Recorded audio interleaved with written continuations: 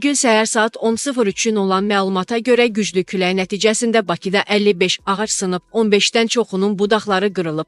Yeni Sabah az məlumat verir ki, Bakı Şəhər İcra Hakimiyyətinin Yaşıllaşdırma Təsərrüfatı Birliyi məlumat paylaşıb. Aprelin 15-i axşam saatlarından Bakı və Abşeron yarımadasında başlayan güclü küləklə müşayiət edilən Leysanla bağlı şəhər kommunal xidmətləri xüsusi gücləndirilmiş iş rejiminə keçib. Hazırda birliyin mobil qrupları şəhərin müxtəlif ərazilərində gücləndirilmiş rejimdə işlərini davam etdirir. Bütün hallarda Bakı Şəhər Yaşıllaşdırma Təsərrüfatı Birliyinin əməkdaşları tərəfindən sınan ağaclar kəsilib, zədələnənlər budanıb, ərazi təmizlənib. Hazırda Bakı şəhərində mövcud olan yağıntılı və küləkli hava şəraiti ilə əlaqədar bəzi küçə və prospektlərdə həm elektrik enerjisinin olmaması, həm də texniki səbəblərdən işıqforların işində problemlər yaranır. Bu haqda Daxili İşlər Nazirliyinin Nəqliyyatı İntellektual İdarəetmə Mərkəzi məlumat paylaşıb.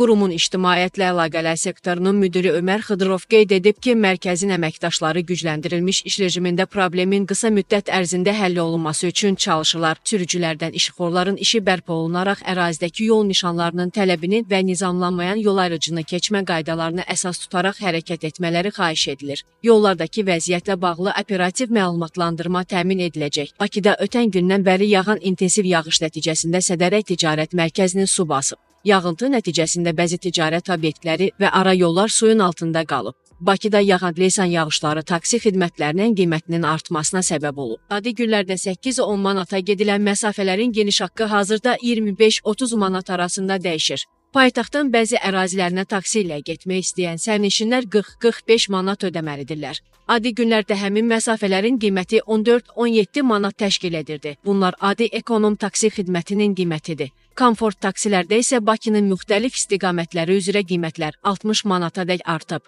Bundan başqa Bakıda taksi tapmaq da çətinləşib. Taksi sifariş edən sərnişinlər avtomobilin gəlməsi üçün 20-25 dəqiqə gözləməli olurlar.